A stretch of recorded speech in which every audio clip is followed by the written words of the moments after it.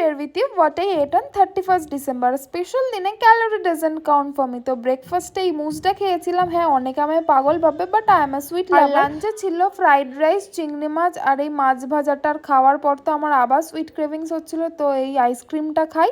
আর বিকাল বিকাল বোনের সাথে একটুখানি বেরিয়েছিলাম, ওর কিছু শপিং করার ছিল, আর গিয়ে তো আমারও দুটো পছন্দ হয়ে যায়। তখন আমরা এই চিকেন চিজ বলটা হাফ হাফ করে খেয়েছিলাম। সন্ধ্যেবেলা আমরা ভাই বোনরা আলাদা বেরিয়েছিলাম আর মায়েরা একটু পুজো দিতে গেছিলো, বাট আমাদের রাস্তা একসাথে মিট হয়ে যায়। তো আমরা ফুচকা, স্প্রিং রোল এসব খাই, আর সব কিছু ডাইজেস্ট করার জন্য পেপস তো মাস্ট।